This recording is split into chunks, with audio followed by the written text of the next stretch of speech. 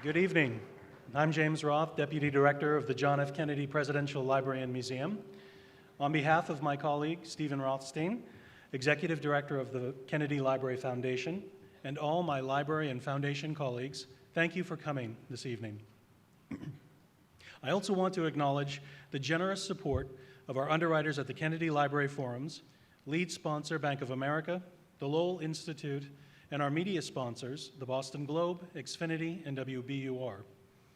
I'm also delighted to welcome all of you who are watching tonight's program online, including those of you watching from the John F. Kennedy Hyannis Museum. We look forward to a robust question and answer period this evening, and when Q&A starts, we would invite those of you who are joining us in person tonight to proceed to the microphones in the aisles to ask your questions. There's one on each side. Bob Schieffer has kindly agreed to sign copies of his most recent book after tonight's program, and our bookstore has copies available for purchase if you're interested. As we know, John F. Kennedy was the first president to effectively use the new medium of television to speak directly to the American people. And while this helped to significantly enlarge the role of television as a news medium, President Kennedy continued to be a voracious consumer of print journalism and a supporter of the press in general. During an address before the American Newspaper Publishers Association on April 27, 1961, President Kennedy stated, "The role of the press in a free society was, quote, not primarily to amuse and entertain, not to emphasize the trivial and the sentimental, not to simply give the public what it wants, but to inform, to arouse, to reflect, to state our dangers and our opportunities, to indicate our crises and our choices, to lead, mold, educate, and sometimes even anger public opinion." In tonight's conversation, our guests will explore how news has been and continues to be presented and consumed, for better or worse. So it now gives me great pleasure to welcome back to the library Bob Schieffer.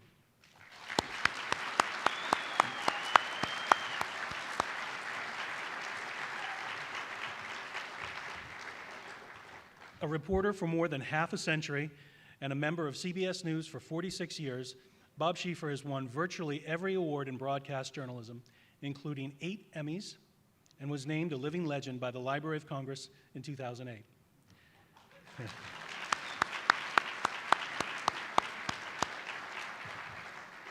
He has covered every presidential race since 1972 and is most recently the author of Overload, Finding the Truth in Today's Deluge of News. I'm also pleased to welcome back our moderator for this conversation, Jill Lepore. A professor of American history at Harvard University, Jill Lepore is also a staff writer at The New Yorker, where she has contributed articles on American history, law, literature, and politics since 2005. The author of 11 books and numerous essays, reviews, and other writings, her next book, These Truths, A History of the United States, will be published in September 2018. Please join me in welcoming our speakers tonight.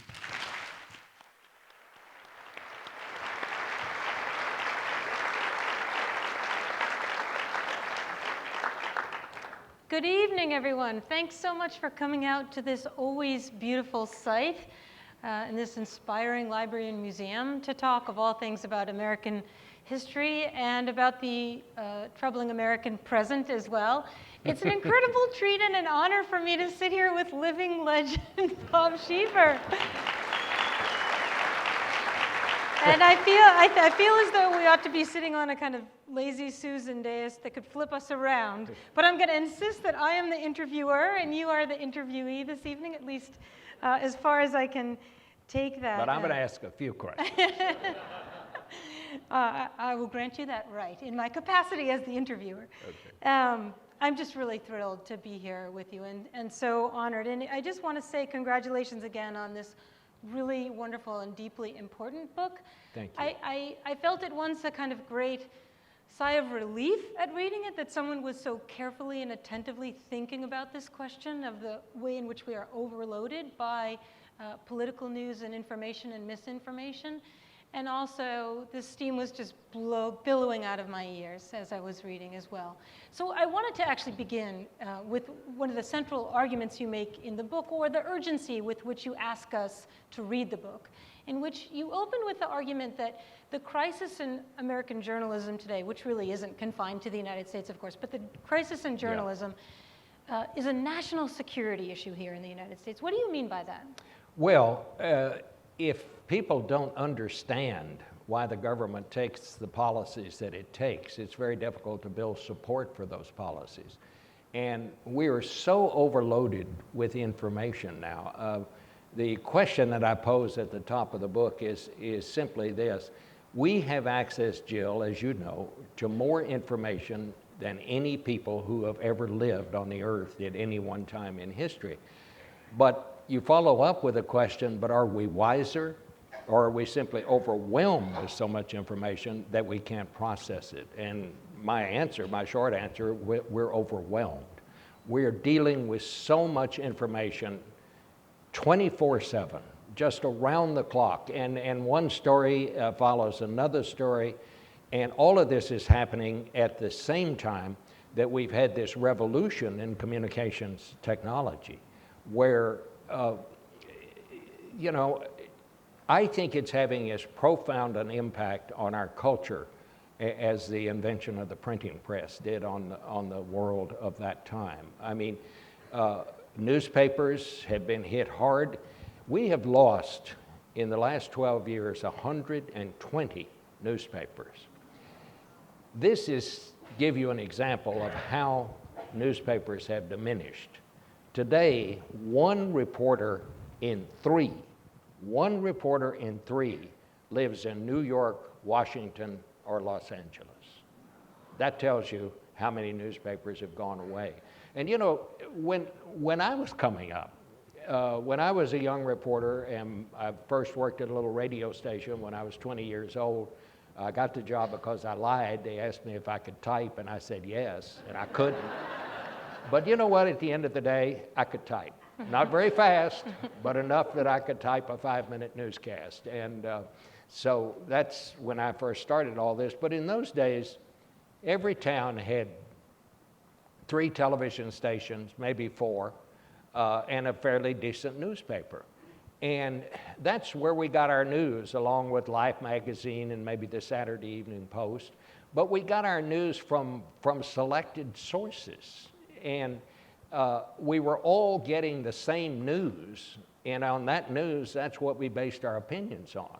Now you have 600 channels on the television. You have more sites than that on the web. So the result is, we're no longer getting our information from the same sources. We're no longer basing our opinions on common data.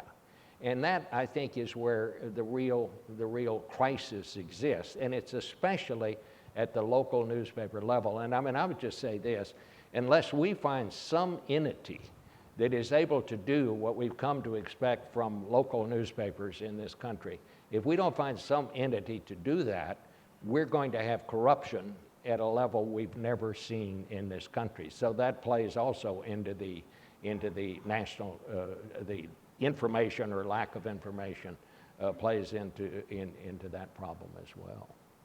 So if you were to sort out some of that into gains and losses, you've described a number of losses. The loss of local reporting, local newspaper, the daily cycle of news, that sort of digestibility of that cycle. There's a lot you've tallied in the losses column. There are gains as well.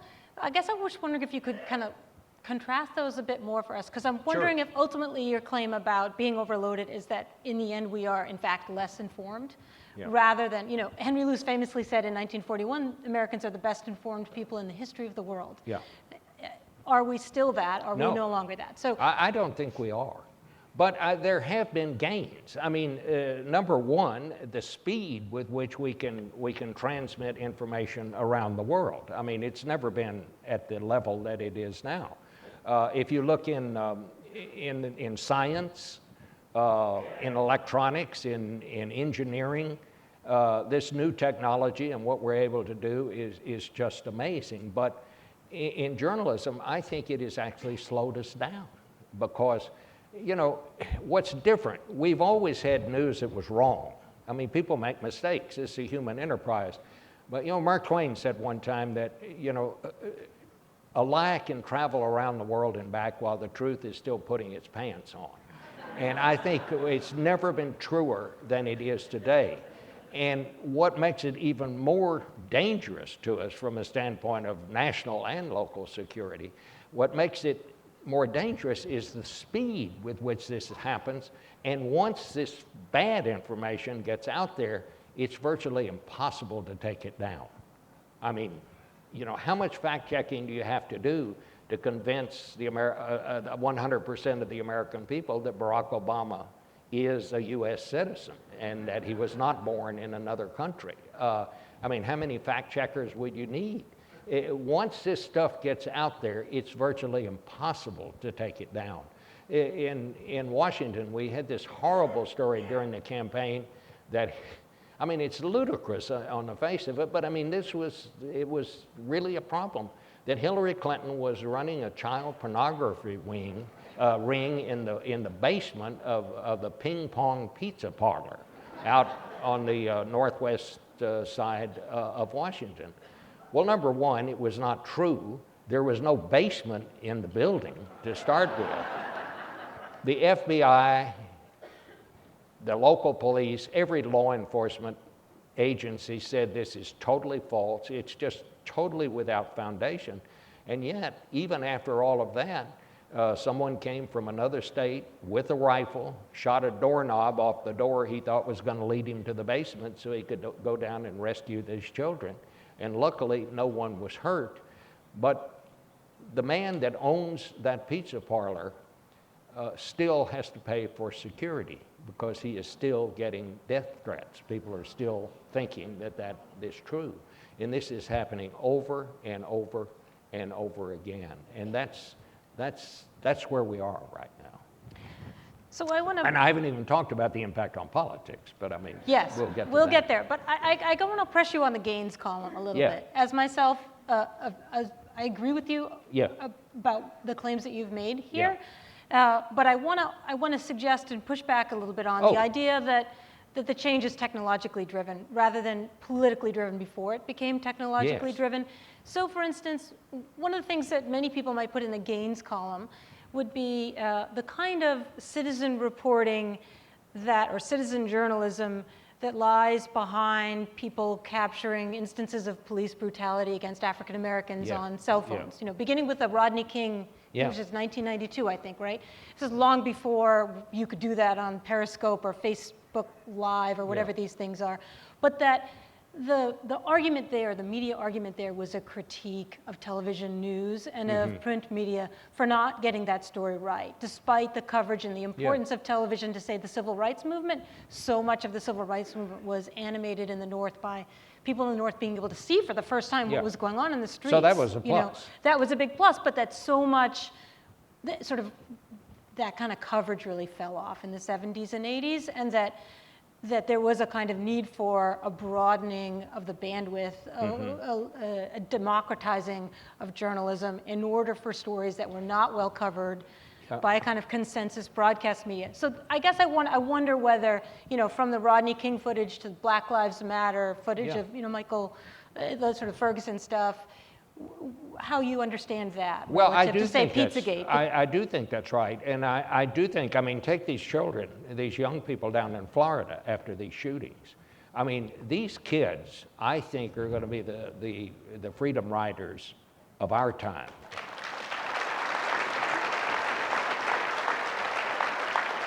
And I think they are having more of an impact on the debate over guns than any other particular group. I mean, these kids, they don't know anything about politics. They don't know anything about the NRA and all that. All they know is they're getting shot and their friends are getting killed. Do you understand, and I'm sure you do, the last time I checked, we'd have 655 people who have been murdered in mass shootings since the Orlando club shooting. 655 people.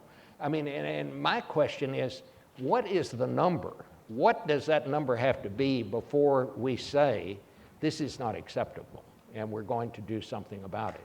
And that's what these kids are bringing home to us every day. So in that way, I think that is a positive thing. I think It is also, just to get back to the whole journalism industry, the Washington Post has figured out how to survive. Not only figured out how to survive, but how to make money. And Jeff Bezos says this has to be a business. This can't be a charity. This can't be something where the government is doing it for us. It has to be a successful business.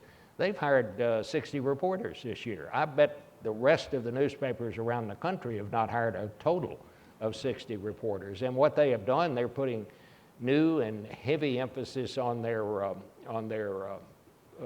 web product. They don't save the stories for the print edition of the paper.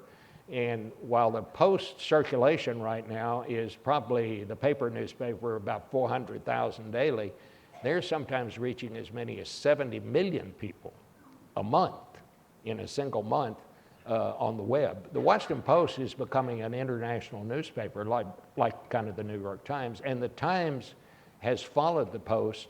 And between the two of them, I mean, we're seeing kind of an old-fashioned newspaper war, and those of us who consume the news, that has to be counted as a plus. But I mean, you know, and getting back to your point about citizen journalism, that's very important. After that club shooting down in Orlando, I interviewed the editor of the paper down there for the book, and he said, you know, there are things going on, there are meetings being held where I know I should have somebody there, but he said, I just don't have the personnel to send there anymore.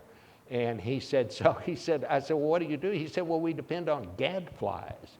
He said, you know, there's always some eccentric person that likes to go to city council meetings or likes to go to zoning board meetings, and said, they'll call in, and he said, that's who we're depending on now. So I suppose in one way you could say that that's a little bit of... every man his own stringer. Yeah, yeah, but it's...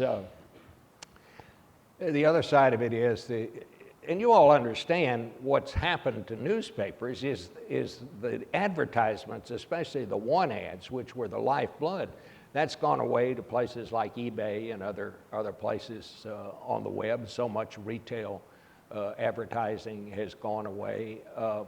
So that's the problem that they face, but they're doing the best they can. But just as an example, in my home state of Texas, 24 million people, the newspaper where I used to work, the Fort Worth Star-Telegram, they don't have an Austin correspondent anymore. They don't have anybody covering the legislature and the state government on a full-time basis. They've closed their Austin bureau. Now, you know, the legislature in Texas meets every other year, and when, you know, in a year when they're meeting, you know, the papers, they send somebody down there to cover the first week or so.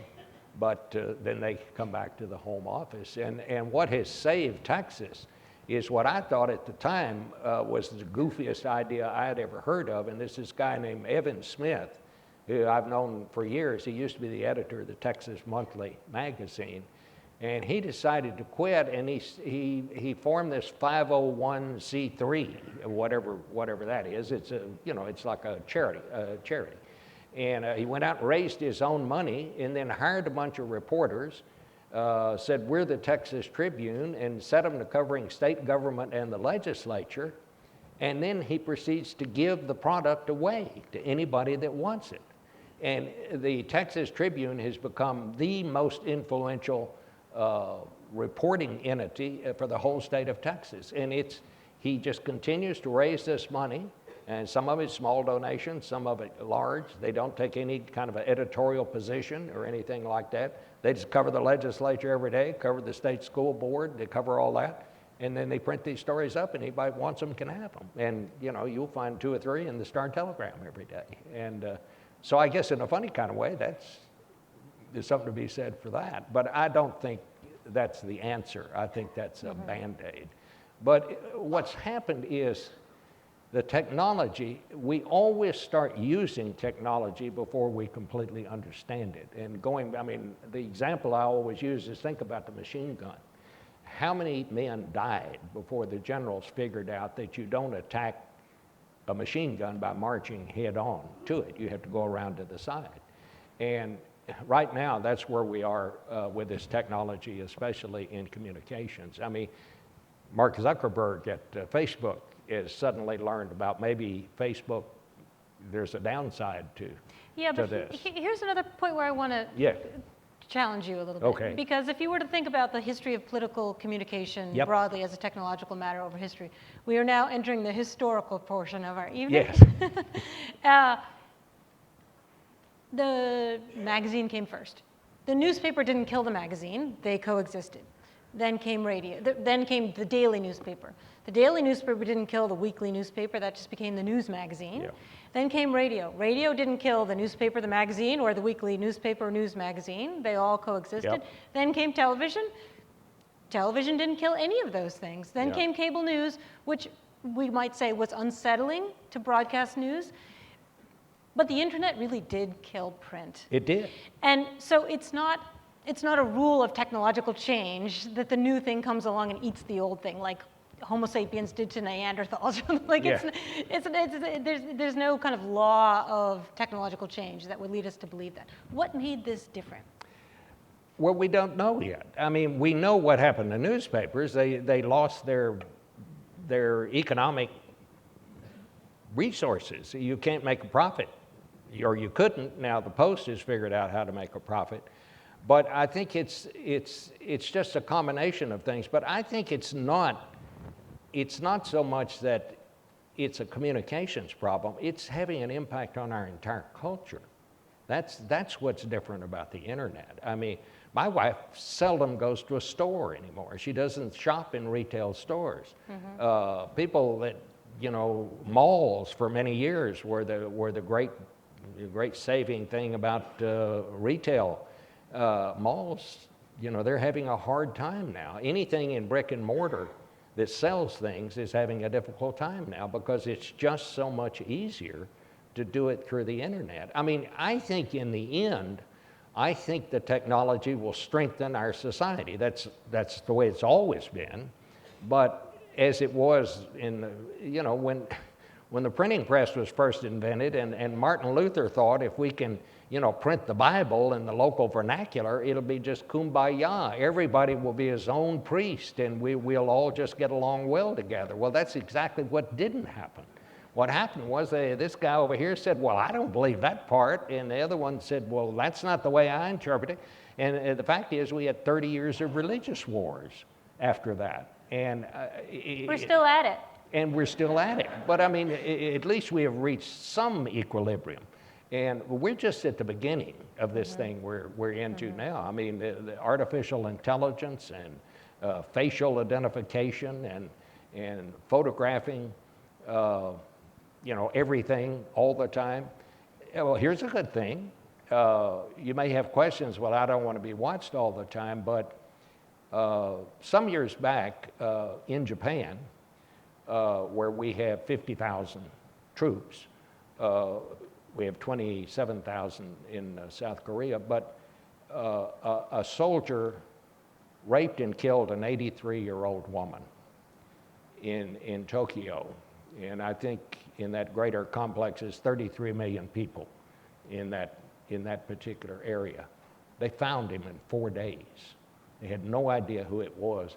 But through facial recognition and because everything is photographed, and all the time in Tokyo, well, I think that's probably an advance. But then when you start talking about, well, what are the impacts on privacy and all of that, these things are not totally good or totally bad. But right now, Walt Mossberg, who's a great technology writer, from the Wall Street Journal, and then went on to have he started that, one of the leading websites. He said, when you're in the middle of something, sometimes you're the last people to know you're in the middle of something. You have to step back and understand it. And I think that's where we are. Yeah, although interestingly, technologists get a free pass from ethical debate in advance of development, where physicists have had their comeuppance, after the atomic bomb. You don't just undertake something without thinking about its ethical implications. Biologists have a whole field of bioethics that came out of all kinds of flawed experimental designs and abuses of human subjects.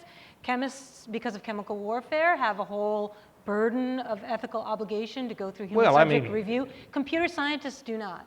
They just don't. They don't have a sort of internal conversation within a company. Well, Mark Zuckerberg, ran Facebook started out by saying, well, this is a technology company. This is not a media company. I can't be responsible for what shows up on Facebook. Well, he's finding out that he is responsible. Right. And Where there was an entire body of journalistic ethics. There's a whole world of conversation that journalists have about ethics that he could have leaned on in humility, understanding that there are people who have thought through these issues. Well, maybe he knew more about it than he's let on, maybe because it turns out most of the money he was making was by selling the data.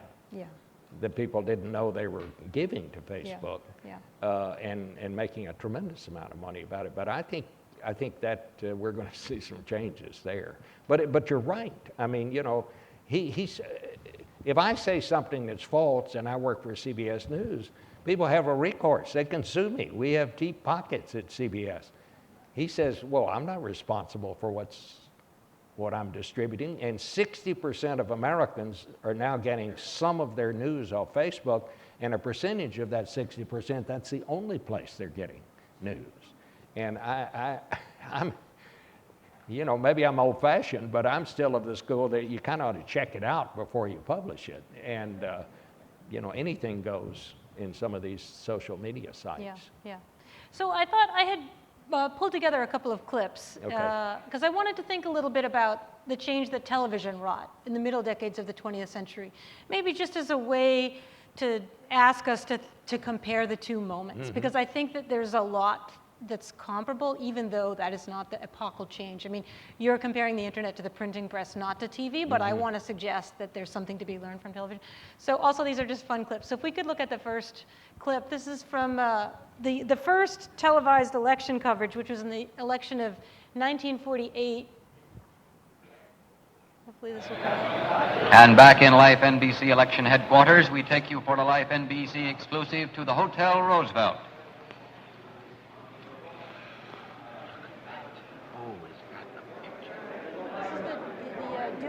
Truman election. NBC really had no idea how to cover an election night, as is revealed here. Neither did the newspaper. This is the election that the newspapers famously get wrong, the Dewey beats Truman election. And it's a famous fiasco for television news because they have really no control and no producers telling them where to go and what to show. So election night coverage consists largely from the Roosevelt Hotel, of looking at empty podiums, waiting for speakers, waiting for a statement now from and someone coming failing to be able to do any counting of the votes. They run the gamut of expressions as to whom it's going to be, and we're not going to speculate, I guess, until we actually see the gentleman come up to the podium and make the statement we're waiting for. I actually find it kind of heartwarming. Oh, yeah. The kind of, we don't know what we're doing or what we're supposed to be pointing our cameras at, and there's a pace of it that is, it's real time doesn't even begin to cover it. Like they're behind the news. Like they're really, like you could go knock on your next door neighbor's front door and say, who'd you vote for, and have a better sense of what happened on election day in 1948 than by sitting in front of your television. So there's this underloaded moment that I guess I want to begin with. And then I want to show one more quick clip and then ask you about it. This clip is from 1956. If we could look at the next clip. It's one of the, 1956 was the first, well, really the second election in which television campaign ads were on. Were put on when campaign ads were on television. And they explore a lot of ways to try to even tell people what they're looking at when they watch a television ad. Lower taxes. Higher taxes. Record employment. Unemployment. Peace. War. Highest wages. Lower pay. States' rights. Centralization of government. Whoa, stop! I've tried. I've listened to everybody. On TV and radio. I've read the papers and magazines. I've tried, but I'm still confused. Who's right? What's right? What should I believe? What are the facts? How can I tell? You know, I think that one still works today. I think it... Yeah, that's what always strikes me about it. Yeah. That is an overloaded There's nothing new under voter. the sun here. Yeah. But just in 6 short years, from like a ho-hum, I don't know what's going on, Truman, Dewey, one of those guys got elected, what's for dinner? To that's television, isn't it? Yeah. And, you know, and the more people worked with the new technology and the more they worked with what was possible, the better it got. And it got pretty good. It's never been, you know, 100% perfect. But, and again, it's understanding the technology and understanding the upside and the downside. But that, I mean, that's where we are right now. You know, that was me. Yeah, that's right. You know? Me too. That was all of us. Yeah. Although what's interesting about that ad, right after that, the flummoxed voter, a reassuring sort of stentorian voice comes on, and you see this sort of anchor-like handsome gentleman say, Yeah. "Well, it is very concerning, but you know what you need to do is to vote for Eisenhower." Yeah. And like the expert just comes in and it's kind of done. Yeah. There's not the kind of chaos of this ad, this ad, this ad, this ad, Yeah. this ad, this ad, this ad, this Yeah. ad. So let's just leap ahead to one more from a kind of early era of broadcasting and from a moment before you moved from print to Yeah. television. Yeah. Because this is a really important moment in the history of television news. It's also one that is chronicled here in this building, and I think it gets to your point about what the technology can do and when people become expert with it, but also where we see the edges of it. One of Yeah. the things that people talk about, and you talk about so powerfully in this book, is the kind of national culture that is, and local culture that a strong print and television Yeah. news media offers, right? You both have strong local coverage, but you have a sense of national belonging. Yeah. So we're going to roll this clip, which is from the day that John F. Kennedy died Yeah. in 1963.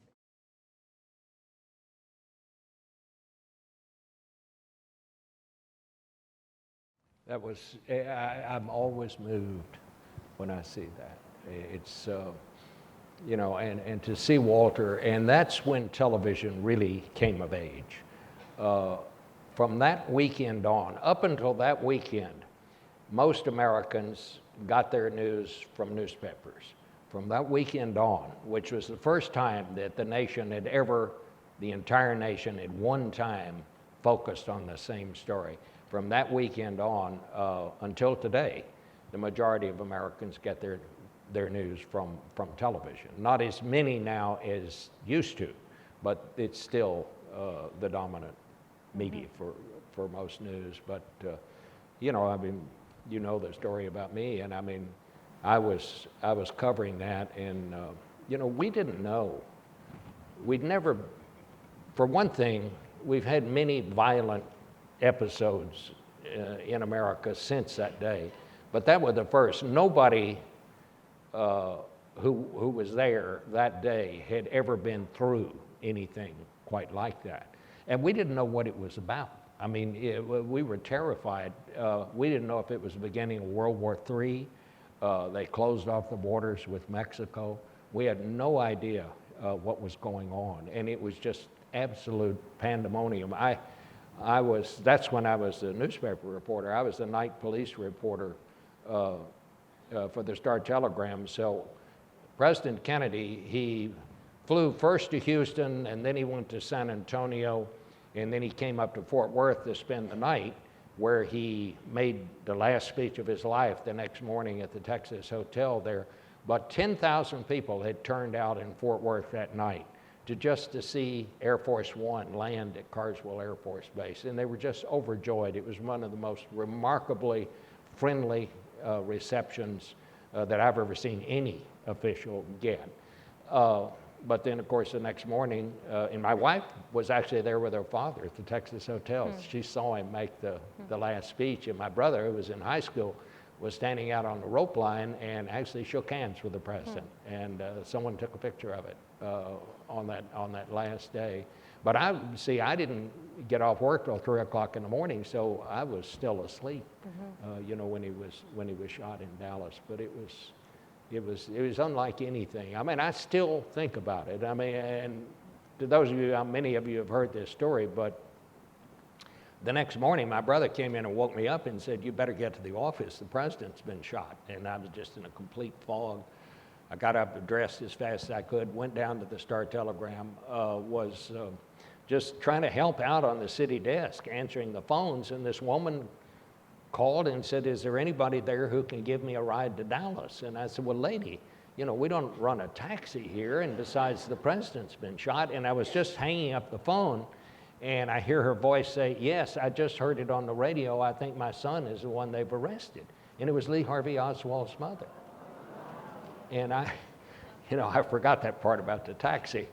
And I had a TR4 sports car in those days, and I thought, well, I can't take this woman over to Dallas, and the top was down, and it would have taken 20 minutes to put the top up, you know. And so I went to another reporter, and the ethics of that day were a little different than they are now. The auto dealers, our auto editor, and his name was Bill Foster, the car dealers gave him a car to drive, and he would drive it all week and then write a little report in the Sunday paper, kind of a road test report. And as you might imagine, these reports were generally pretty good reviews. I mean, free gas, free car. So I went back to him and I said, Bill, what kind of car you got this week? And he said, well, I've got a Cadillac sedan. And I said, oh, that's great, come on. And so we went up to the city editor, and we got in that Cadillac, and he drove, and we drove out the west side of Fort Worth. And there at the address she'd given stood this little woman in a white nurse's uniform and had a little blue travel bag with her. And so she got in the back, and I interviewed her. And it was one of the most difficult interviews that I've ever done, in that she had nothing good to say. She did not inquire about the president's health. She didn't ask about Mrs. Kennedy or his family. She just kept talking about everybody will feel sorry for Lee's wife and they'll give her money, and they won't, and they'll turn their back on me. They always have. They'll turn their back on me. And she was so awful that I didn't put in some of the things that she said, because I just thought to myself, how would you feel if your son had just been arrested for shooting the president?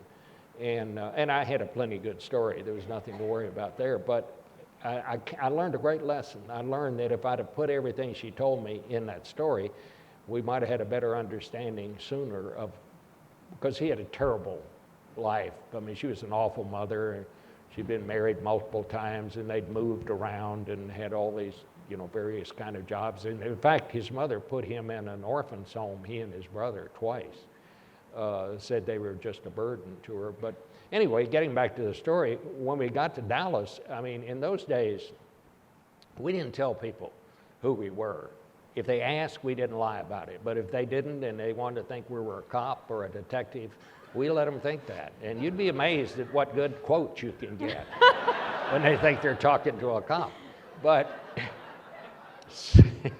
so when I get to Fort Worth Police Station, I mean the Dallas Police Station, which I'd never set foot in, I just walked up to the first uniform officer I saw, and I said, I'm the one that brought Oswald's mother over here. Is there any place we can put her where these reporters won't be bothering her?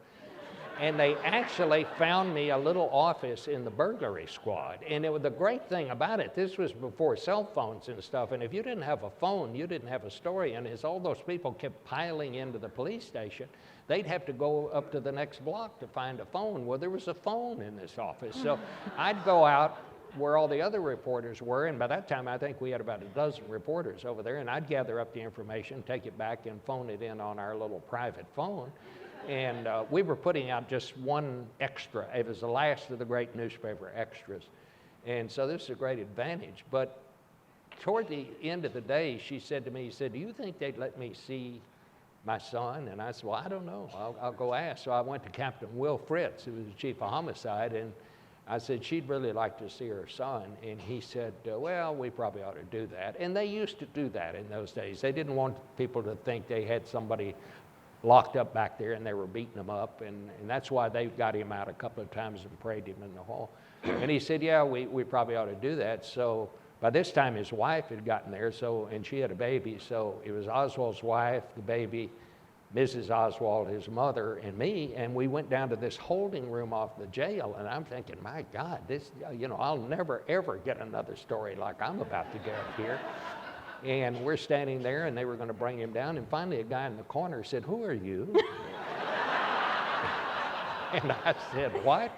And he said, "Are you a reporter?" And I said, "Well, yes." And he said, "Son," he said, "get out of here." He said, "I never want to see you again." And I, you know, as you always do, I blamed it on the city editor and said I didn't realize I wasn't supposed to be there. And so I left, and that was the end of that adventure. But, you know, when people ask me why I wanted to be a reporter or why I love being a reporter, it's, I mean, what other profession could you have those kinds of adventures, you know? And it was, you know, it was a heck of a deal. And then that Sunday, I was put over at the county jail, and they were going to transfer Oswald from the city jail over to the county jail where they kept people who were charged with a felony. But of course, he never got there. I mean, they shot him in the city hall basement. So, but I covered the story for a couple of weeks after that. And then when I went, I didn't realize what a toll something like that takes. I always tell people that being a police reporter is the best training you can have, because every story, big and small, you're stepping into the worst moment in somebody's life. And if you can conduct your business under those circumstances, you don't get cowed by someone to make politician. You know, that's small potatoes. So it's very good training. But when I went back on the job, and it's probably maybe 3 weeks after that, and I went out, there'd been a horrendous car wreck, and a family had been killed when their car had crashed into the back of a truck loaded with pipe, and they were all killed. And I was just standing there looking at it, and I realized that whatever empathy I had or something, I'd just run out. I just kind of used it up while that was going on, and it took me a while before I began to feel things anymore. After that, it eventually came back, but there's something in the human brain that, whatever it is, that, you know, because when you're a reporter, you're just focused on what's in front of you, you know, and you can't think about consequences and stuff. You're just finding out, what's this guy's name? Why is he there? You know, and that kind of thing. And it really took me a while to get past it, but you know, I still think about that day. I mean, I think it's the day that America kind of lost its innocence. And Mrs. Oswald continued to call. She'd call my mother. I lived with my mom in those days, and because my brother, my mom had been widowed. But anyway, she would, even after I came to work at CBS in 1969, she'd call and say, so I've got some information. Do you think the CBS would pay me for it? And I said, you know, Ms. Oswald, we don't do that. And, well, yeah, I know, but you're sure? And I said, no, they don't. And she never had any information, but it was just, again, she was obsessed with this money and trying to, and she lived out her life selling his clothes to souvenir hunters and people like that. And it was just awful. It really was. Well, I want to move us up ahead in time. Yeah. I'm trying to get us back to the present by the time we get to the Q&A is Yeah. my goal here. And ask you to think a little bit about the difference then between that print reporting and the television work.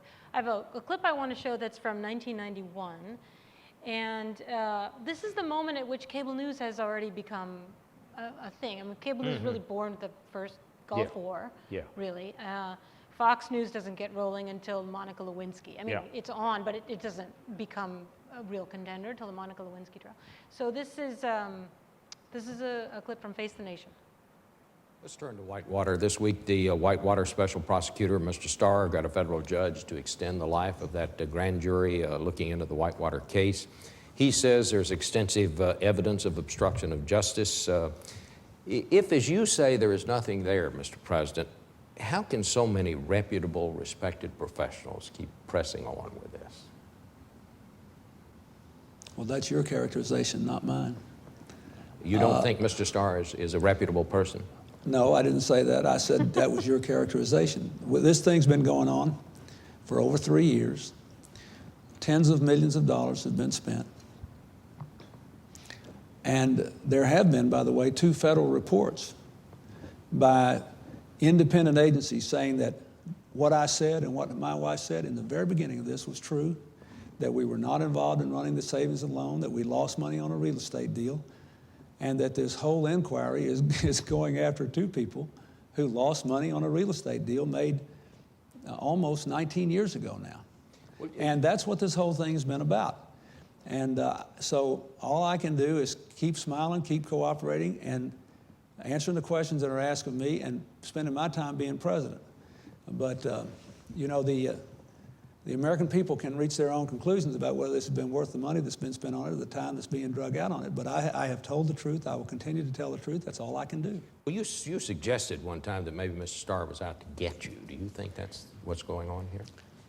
I don't have anything to add to what I've already said. I don't want to make any news on Whitewater. I want to make news as president. I'm sick and there are too many people in Washington, D.C. that spend all their time trying to destroy each other and not enough time trying to build up the American people. I'm going to spend my time trying to do the American people's business.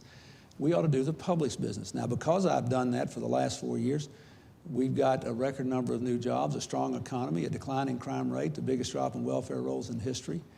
And we're going to have the biggest increase in investment and improvement in education that we've had in a generation if my education program passes. That's what I'm going to do. This other business is just going to be over here in a box, and when I'm required to do something, say something, testify, I will do my best to cooperate as honestly and fairly as I can. Mr. President. That's what they all say. That's what they all say. I mean, Yeah. every president that gets into trouble, I'm going to go ahead and I'm going to conduct the people's business, and if you want to go over there and be talking about this, that's not what people care about. We're going to put that over here in a little box. Richard Nixon said that, Bill Clinton said that, and we have what we have today. It's kind of a variation of that, but... So tell me about how to hold control of that type of an interview. I mean, Mrs. Oswald is a powerless person, caught in a web of circumstances beyond her control. You have a really different relationship of power with that interview subject than you do with the President of the United States. And using this medium, calling him to account, to face the nation, to confront the people. How do you really get... where do you press, and how do you know how far to press, and how can you cut through that cant that he's going to throw at you? By remembering what your job is and what his job is. The politician is there to deliver a message. Reporters are not there to argue with a public official. We're not the opposition party, which Steve Bannon tried to label us. We are reporters. They deliver the message. Our job is to ask them questions about it, find out if it's true, and report what we find. I mean, that's what our form of democracy is about. The reporters are not there to make news, and we're certainly not there to make policy, and we're certainly not there to run political campaigns. That's their job. Our job is to gather, independently gather information that people can compare to the government's version of events, and then the people eventually will figure out what to do about it. But that's, I think sometimes that's where reporters get into trouble, is when they try to argue or present a different policy or something like that. Just ask them questions. I mean, that's our only weapon. When all this started, and in the beginning of this book that I wrote, I asked Marty Barron, the editor of the Washington Post, I said, what do you do in a time like this? He said, we do our job. And that's what our job is, to check the information that they're giving out. I mean, and you're always going to go through, sometimes these things are difficult. What I always tried to do was to answer the questions in a civil way, but to try to ask pointed questions and try to just get at what the truth is. And sometimes I was better at it than others. But that's basically the challenge of those kinds of information. But you have to do your homework, and you have to know, what the facts are. And you don't argue with someone, you just ask them another question. And just keep on until you get an answer. And sometimes a non-answer becomes an answer. I remember I got the first interview with Romney, I guess after he got the nomination. And for some reason, we did it up in Pennsylvania in somebody's farm, and they were these cows that kept wandering around the background. And somebody said, how much do you have to pay those cows? You know, because it's such a beautiful little setting. But we sat there, and I asked him 4 times about his policy on immigration. And 4 times he evaded the answer. And I came away from the interview, and I like Governor Romney. I think he's a patriot. I don't agree with him with a lot of things, but I have come to have great admiration for him in many ways. But, you know, what happened was the New York Times the next day, that was the lead of their story, that Romney refused to lay out his program on immigration, and it became a big story and went on for a while. So, but you don't ever argue with them. That's not what you're there for. And sometimes it's hard to do. I mean, and sometimes you find yourself doing it when you shouldn't. But the main thing is just remember, your weapon is the questions. They'll say something, just ask them another question. And a lot of times young journalists make their mistake. They're so worried about how they're going to sound, you know, and that they're not listening. The best answers always come in the follow-up to what somebody has said. Well, what do you, and you know, I've always said a great question for follow-up, if you can't think of anything else, is say, what do you mean by that? You know, you'll find out if they know anything beyond the talking points. But my favorite person to have on Face the Nation was Sam Nunn, who was the chairman of the Senate Armed Services Committee, and he was a man of real influence and power in the Senate in those days. And I'd sometimes call him up and I'd say, you want to be on Face Sunday? And he'd say, you know, I really don't have anything to say this week. And I'd say, well, thank you, Senator. And, you know, he wasn't wasting my time. He wasn't wasting our viewers' time. And the other part was when he did want to come on, he always had something to say. And that's when these press secretaries ask me, you know, what's your advice? I say, if your boss doesn't have something to say, then don't try to put him on television, because nobody looks good evading questions. They look oily and they just don't come off right. And so don't try to get your guy on if he doesn't have anything to say. And one of the most difficult interviews was one of the nicest people I've ever covered, and that was Janet Reno. She was the Attorney General for Clinton, and she would preface every question with, as I have said many times before. Well, I mean, you could hear refrigerator doors opening and toilets flushing all over America. Everybody just took a break. You know, said, well, she said it before, so I can run and get another cup of coffee.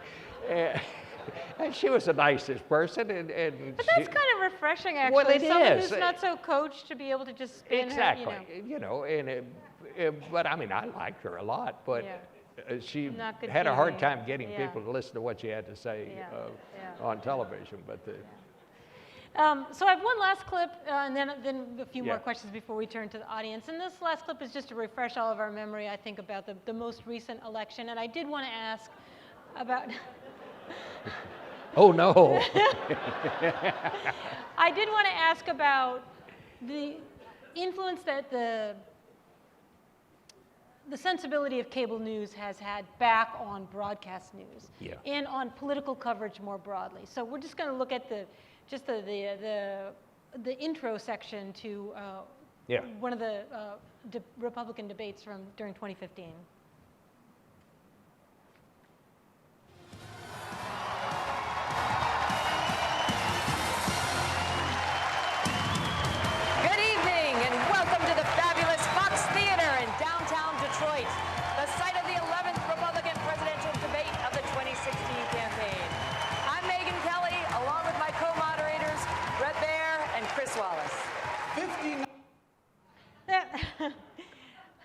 I just wanted to cue up. We don't have to watch them come out on the stage and get their dukes out and have their But it's like an introduction to a prize fight. Like the mic's going to drop out of the ceiling, the ringmaster, the Rockettes are going to come out. WrestleMania. Yeah. Tell me about, how did we get to that? as what is expected for election year television coverage? Well, I don't think that's very good, and I don't mean it just at Fox. Chris Wallace, I think, is a very good interviewer, as a matter of fact, and I thought he probably was the best interviewer of the presidential debates this time around.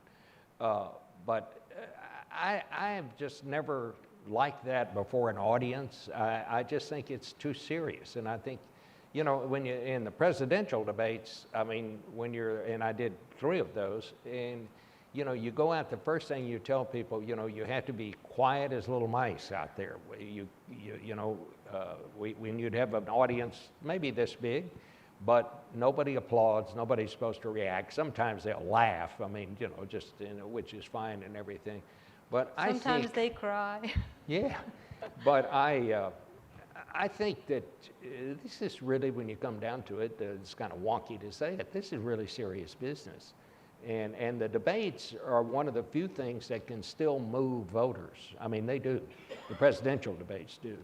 But I just think it almost reaches a point of silliness when they, you know, bands playing and, you know, trapeze artists and all that. And it's not my way. Yeah. So, but to circle back around to the overloaded media culture in which we now live, I wonder to what degree journalists are responsible for that. We can talk about Zuckerberg and the internet, but some of that glitz, to me, is a product of the world of celebrity journalism, a kind of larger-than-life celebrity presence in the world of entertainment or news, blending into entertainment, some of which has been used for a number of years now to criticize, for instance, the White House Correspondents' Dinner with its Hollywood glitz and its glamour. And it's kind of self-obsession, the inside the Beltway. I mean, you talked about the percentage of reporters who live in, you know, in New York, D.C., and Los Angeles. There's a lot of people in D.C. talking to one another and talking to people in power, and maybe not talking to the American people so often invoked. Given, you know, the vantage that you have on the history of the profession at its best and at its worst, what do you want to ask fellow journalists to do to rise up to this challenge, that it's not being done, by journalists in particular? Well, I mean, celebrity journalism, some people became celebrities because they did good things. I mean, Walter Cronkite was truly the most trusted man in America. He was the most curious person I ever knew. I loved being around him. People would stop Walter on the street, and he wasn't just nice to them. I mean, I've been with him. He'd be on the side. He started asking them questions. He really wanted to know what people were thinking about, and he was a great boss. And the thing, people used to ask me, say, "What is Walter really like?" And I always said, he's exactly the way you would want him to be. You know, he was real, and he was sincere, and he just loved the news. And I mean, he was really, I mean, he was my hero. He's who I wanted to be when I was growing up, and it's who I still want to be. So some people got famous for all the right reasons. But again, you know, it's different people have different takes on things, and maybe everybody doesn't want to be Walter Cronkite. Maybe they want to be somebody else. You know, I'll tell you one little story about, you know, Ed Murrow and his crowd, and they were great journalists. They basically invented broadcast news on the radio as we know it today, and we still kind of do it the way they did. But you know, when television came along, Murrow and his gang wanted nothing to do with television because they thought the pictures would get in the way of their words. And so when they picked the first anchor for the CBS Evening News, it was just a guy in the ranks named Doug Edwards, who wound up being the first anchor, and he held the post until Walter took it. I think he was there 7 years, something like that. But the reason for that is the big stars of that day, they thought television would get in the way of what they needed to tell people, and you know, they didn't understand what it was. And Murrow later became a great practitioner of journalism on the air with his CBS reports and, you know, the McCarthy hearings and McCarthy documentaries and all of that. But again, it gets back to what we were talking about in the beginning. When new technology comes along, it takes a while for us to figure out exactly what it is and how it works. But I think cable has done a lot of good things. I think the Gulf War, you know, when they really came into their own, and there are some very, very good journalists that work, especially I think for CNN. This gang, they've got it covering the Justice Department. They're breaking stories all the time. And I think Jake Tapper, I mean, the only thing I don't like about Jake Tapper is he doesn't work for CBS. But I don't think we could afford him anymore. You know, he's really a good reporter. But, you know, it's, we're just overwhelmed by so much now. They're just trying to sort it out. And, you know, I did Face the Nation for 24 years, and I did a commentary at the end of every broadcast, and thank you. Our one viewer from thank you. What I was getting ready to say was that we always, when I did the commentary, we put a thing down there that said commentary. And I still think that we ought to do that more than we do in broadcast and on cable. Well, we have covered a lot of territory here. We really haven't even dipped into the incredible research that is behind this book and the kind of compelling account of where we are right now, and some really important recommendations as well. But I do want all of the Face the Nation fans in this audience to come to the mics and give us a chance to continue the conversation with all of you.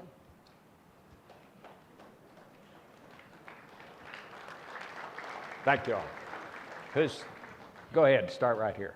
Yes, Mr. Scheiffer, thank you very much for your service to the United States. You've done a wonderful job, and I want to just thank you. Secondly, look into the micro, get a little closer. Yes, sir. Yeah, that's great. I just wanted to thank you for your service that you've done for CBS and for the United States. Secondly, I'd just like to ask, when do you think that newscasters' opinions became more of a topic than it was in the past? They seem to think that their opinions are more important nowadays than the actual news. Can you, my hearing is not Sure. as good as it used to be. I can, yeah. So the question was, at what point was there a sort of tipping point when newscasters began spending more time offering up their opinions than reporting the news? Was there some catalyst to that change, or was there a moment when that happened? You know, I think it kind of happened with the coming of cable, in that there was just a certain amount of time that had to be filled. And I think, I mean, I like analysis when it's clearly labeled analysis. I think that's fine, but I think the beast just had to be fed, and sometimes it might have been cheaper to do analysis than to go out and cover a story. And as it was becoming more and more expensive to cover these stories, so that might have been where it began. But it was just, and then, you know, with the coming of what I call validation channels, which people don't really watch or listen to on the radio to get the news, but to validate their previously held opinion. And that became a good business, you know, and people began to make money doing that. So I guess that was a part of when this happened. We're going to go over here, but I'm going to ask more women to come to the mics. I have a rule I usually do: man, woman, man, woman, man, woman for Q&A. We're not going to be able to do that here, but I'll do 2 to 1. But we will need more women to come to the mics. Yeah. Okay. Especially since we got more in Congress now, so. And, yeah. Well, maybe we'll get some change.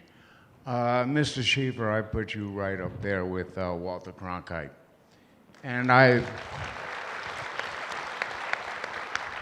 have listened to you for years. I remember when Cronkite announced Kennedy's assassination. Yeah. And I've been a news hound ever since. As a matter of fact, I do a news show on a small station here in Boston. But my main question is, from what I've seen over the past, let's say, 10 to 15 years, is we're not getting news, we're getting celebrity garbage. You know, it's just, what are the Kardashians doing? Do I really care?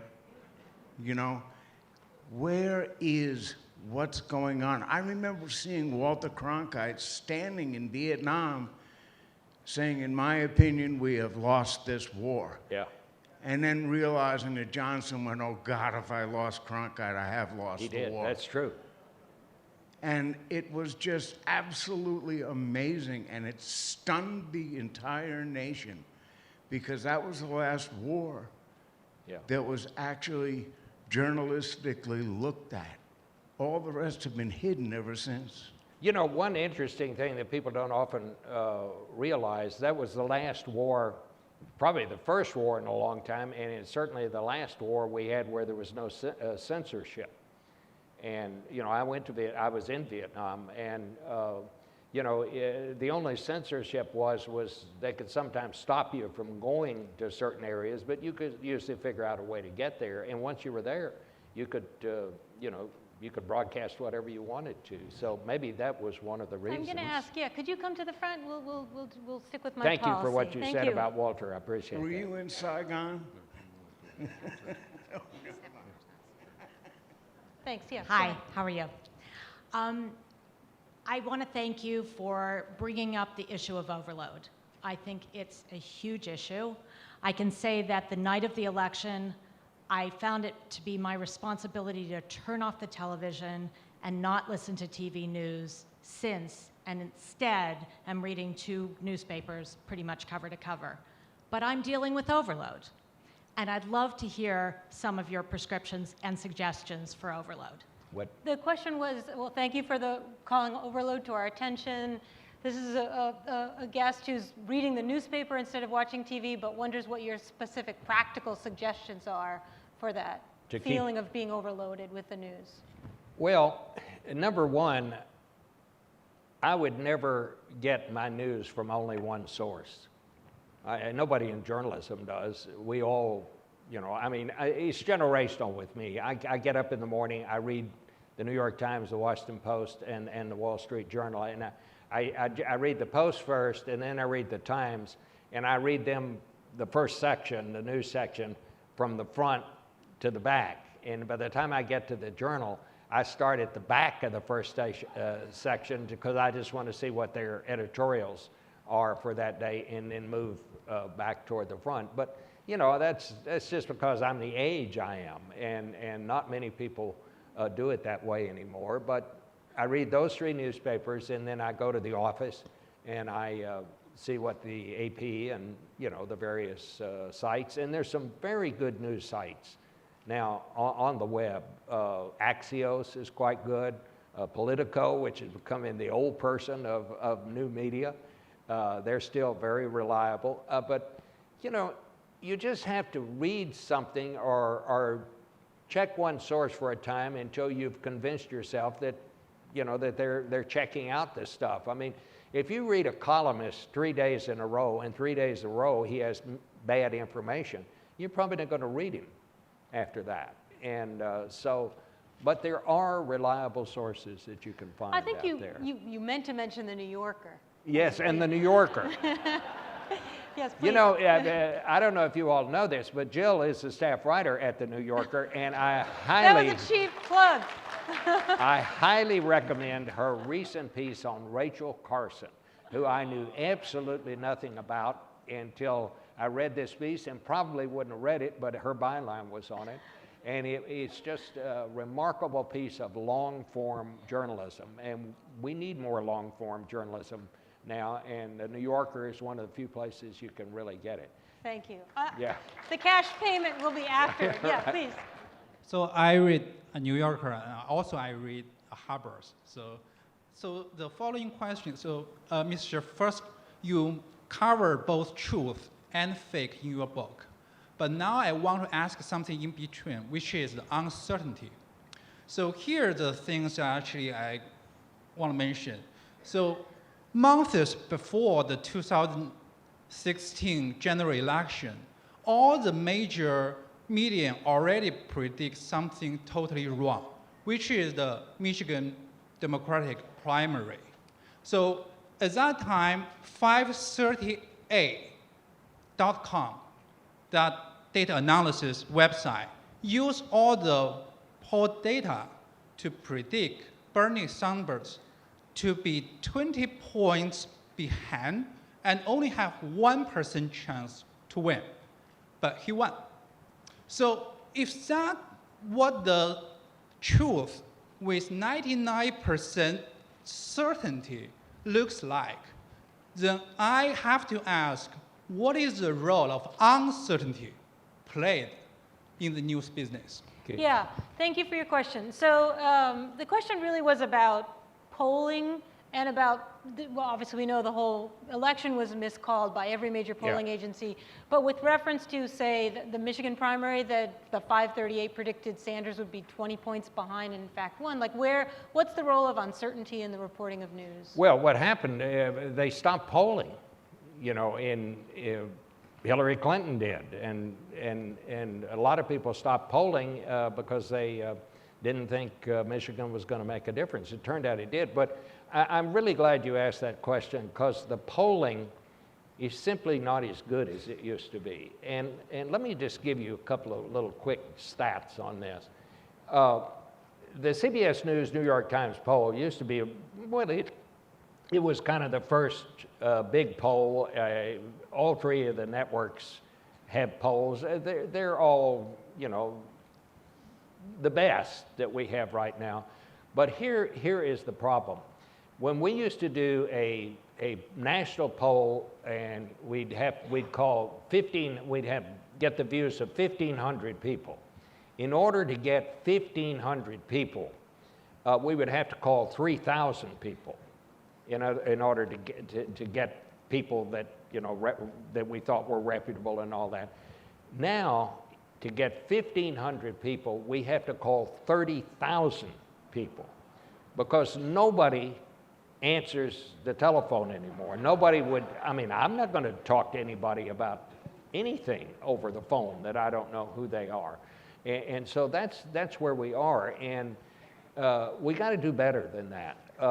You know, the fact is the national polls were pretty close on the 2016 election, but it was the polling in the states that count that was off.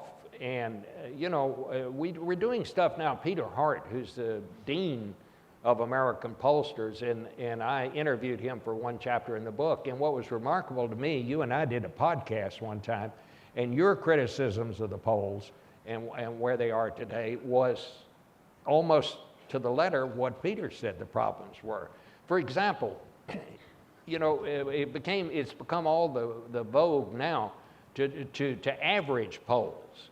Well, all polls are not equal, and Peter says it's like, you know, if you bought a bottle of wine over here, the kind you used to get in the green jar that had a little handle on it, and then you bought a $150 bottle of wine over here, and you averaged them together.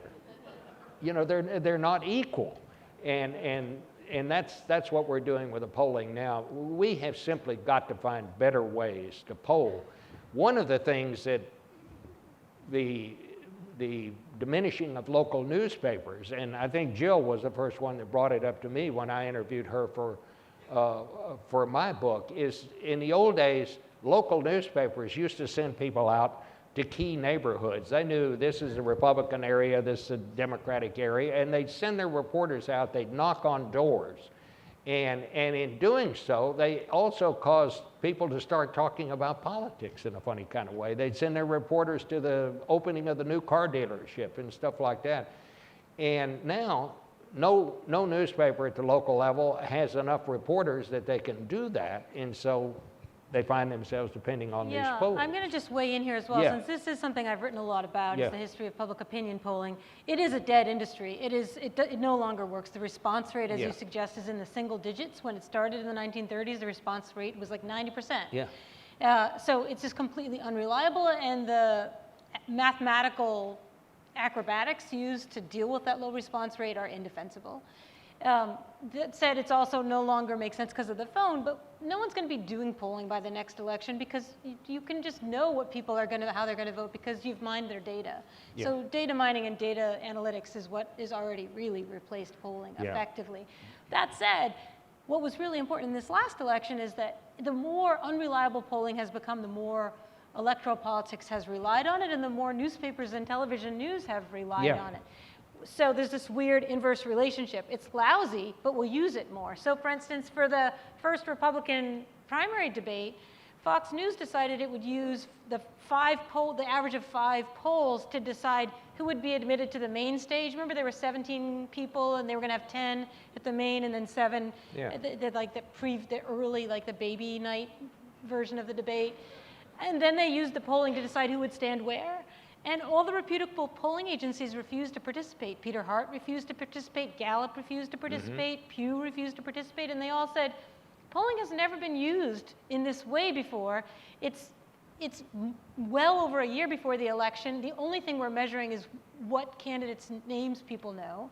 Trump won every poll. They're all done by lesser polling agencies. And he came out, so he stood in the center of the stage, and all the questions were directed at him as determined by the polls that measured nothing and measured it badly. So it had a huge influence on the election, not to say determine the outcome, but even the FEC was opposed to that. But we don't have any checks and balances against polling. It's no part of our Constitution or our system of government. And we just have no recourse against it other than refusing to pay attention to it, which is very difficult to do. I'm going to turn to the next question, but I am going to stick to my rules, so I'm going to ask you to jump ahead there. Thank you for letting me ask my question. My question has to do with my struggle for civility in public life. I was 21 when Jack Kennedy gave his famous speech about the right of a Catholic to be a presidential candidate. I'm not here today to discuss the many things I could say about our current president, but the one thing I want to reflect on with you, not that all of us don't have our problems, including Obama, but Obama reached out to Trump to give him some advice as he began his candidacy. And the way the president keeps referring to Obama as if he's actively campaigning seems to me like a fundamentally wrong thing more than almost anything, including the sex issues. So I want to ask you for your 2 opinions about this matter. Well, on the civility front, our politics is kind of reflecting the coarseness of our culture now. I think one of the reasons that Donald Trump got through to a lot of Americans is because he sort of talked like people talk in the threads of these that come after these blogs. Somebody posts something, and then somebody said, well, you're an idiot. And then somebody said, no, you're a blank, blank idiot. And then somebody else says, you're a blank, blank, blank idiot. And it just kind of goes from the mundane to the profane. And I mean, our whole political discourse, I said at the end of this campaign that this was a national disgrace, that, that we're having elections about body parts and stuff like that. But that's kind of where we are in American culture right now. It's one of the reasons that I was so disappointed in this White House Correspondents' Dinner the other night. And people said, Trump says these awful things about people, so why was any of that out of bounds? Well, I don't think that necessarily is the model that I want to follow.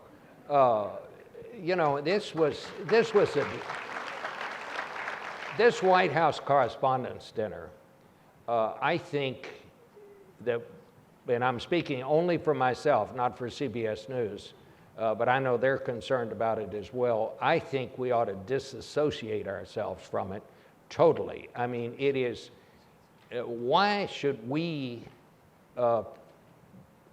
present a platform that people can use for this vulgar, awful, inappropriate these statements? I mean, this would, would gag a grown buzzard what this woman was saying the other night, and I don't think it's the job of the media to be a part of something like that. And I'm just totally, I'm ready to walk away from the thing and get on to something else. And I mean, it seems like every year now we wind up making excuses for what somebody who is not a journalist said from the podium at the White House Correspondents' Dinner. I mean, we're dealing, it's a self-inflicted blow to our credibility. And I don't see that there's any upside to it for journalism.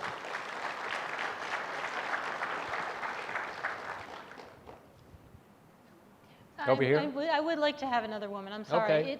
It's usually a 9-to-1 ratio of men who get up to ask questions to women, and I'm pretty determined to counter that single-handedly. Okay. Well, I'm Kathleen from South Boston, longtime listener, first-time caller. What did she say? I can't. From South Boston? Yeah. I'm sorry to waste my female card, but there's a comment that I just have to make to you, Bob. Years ago, you changed the set on Face the Nation to a very blue background. And someone wrote in saying, well, it's wonderful, but your eyes are so blue, it gives you the effect that your head is hollow. And you're getting the same thing here.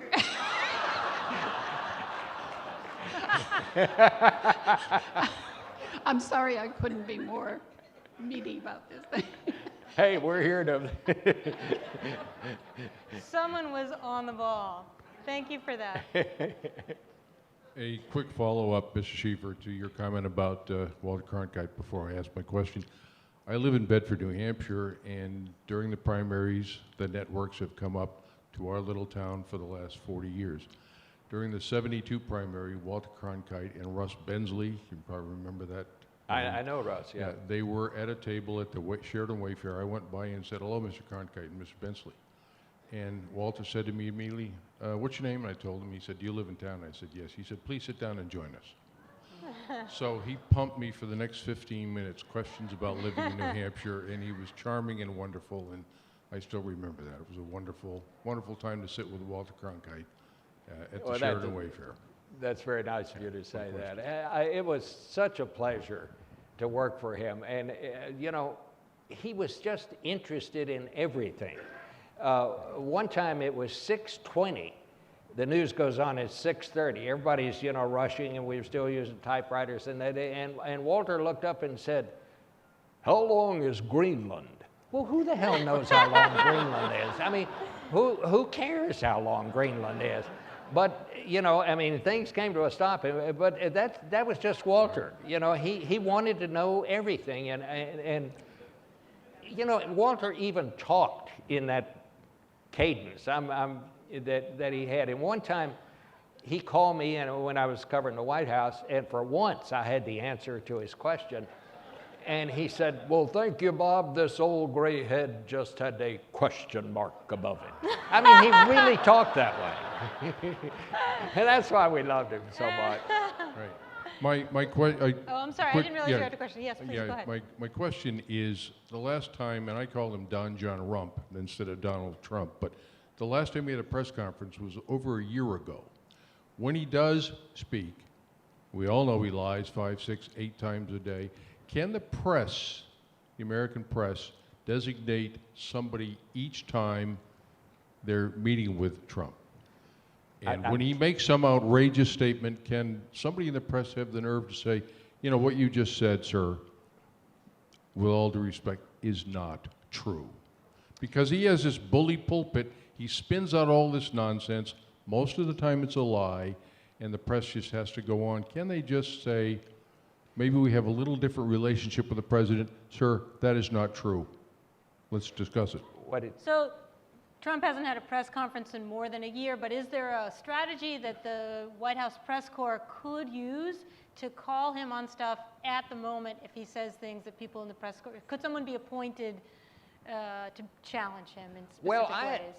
I think to some extent they do, but I mean, you know, he's the president. He's the one that decides how much he's going to talk to the press and when, and you know, and so far he seems to have managed to do that successfully. I mean, there hasn't been a national outpouring of people who say you've got to have a press conference next Thursday, and I'm not sure how productive that would be anyway. I mean, what we have to do is just keep checking, just keep challenging, and you don't have to be antagonistic about it, but just you can be civil about it. But we just have to stay on the case, and you know, don't let them scare you off. I mean, be another way to put it. And but this, you know, we're dealing with something quite different than anything we've ever dealt with before. I covered all the big beats in Washington, and people would always say to me, "But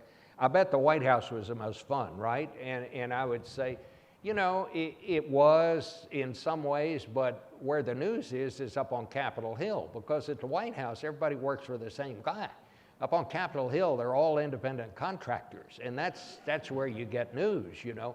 But that's no longer apt, because in this White House, you're finding there is many factions inside the White House as there are up on Capitol Hill.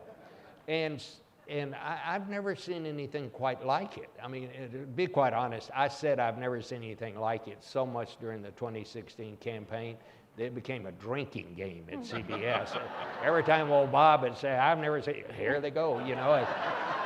Luckily, we had plenty of designated drivers, so it all worked out. But getting back to my point, I mean, I've never seen a White House where everybody there has their own agenda. They all speak for themselves. If you want to talk to this guy, you call one person. If you want to talk to this one, and they all talk about each other. I mean, it's, in some ways, it's kind of a reporter's paradise, you know, but it's just totally different. And I don't know how this thing is going to shake out, and I don't know how it's going to end, but I do know it's the most different government. I think a lot of Trump's problem is not always about policy, but just about process and about an unfamiliarity with how the government works, and you know, which button you push to get this done and which one you push to get that done. Most of these people are people from the fringes of American politics who've never had much experience, and they're continuing to feel their way. Let's just get one last question in before we call the evening. Yes. What was your favorite interview? Favorite what? Interview? My favorite interview? You know, I always say it's whoever happens to be president at the time, but I've had some, you know, I had a great interview once with Maya Angelou, who, what I must say, was the sexiest old woman I've ever talked to in my life. She was just she would just flirt on camera, and I think my wife even kind of got a little jealous or something at one point. But she was just fun to be around. She said funny things. I had an interview one time many years ago with Billy Graham, which I found interesting, and I'm not a particularly religious person, but he was a person of some influence, and I found that very interesting. Henry Kissinger is always fun to interview, and you know, he's 90 whatever years old now, and he's still, you know, sharp. It's fun to interview people like that. But I've got to say, I think probably my favorite interview of all time, and I did it last year, and it was with Willie Nelson. And I went down to Willie's ranch, this little ranch that he has down there in Austin. And Willie just turned 85. I think yesterday was his birthday, and his sister, who plays piano in his band, so she was 88 then. She must be 89 now. And Willie is still doing 100 concerts a year. He's writing songs, and he is the most comfortable person within his own skin that I've ever known. I mean, you know, about once every 3 weeks on the internet, there's another story that Willie Nelson has died, you know, and you have to, I mean, I've got 8 numbers in my box there that I know to call people to check out that he hadn't died. And, you know, most people would be really irritated if, you know, people are always reporting they had died. Willie thought it was funny, so he wrote this song called "Woke Up Again This Morning, Still Not Dead." And he's just so much fun to be around. And he's married to this woman who's about 30 years younger than he is, but they've been married over 30 years. And I think she's number 3 or number 4 or something. But he always said, she got a much better man than the other 3 did. And it's just his philosophy of life, and he is, you know, he's a great singer and just someone that I felt like I'd, you know, won some trip around the world or something to get to go down there and just hang out with him a little bit. And we really had a great time together. And that doesn't always happen. Sometimes they're not like you think they are, you know. Well, I think we all feel like we won a grand prize by having an evening with you today, Bob. So thank you so much for everything that you do and have done. Thank you. Thank you all so much. And I want to tell you something. Just one thing I want to say. Jill's book is coming out when is it? September? And it is just terrific. But I want to tell you, get in good shape before you buy it, because it's how long? It's long form. 1,000 pages. Thank you all for your wonderful questions. Thank you all so Thanks for coming much. out. That's great. I really appreciate it. Thank you, Jill.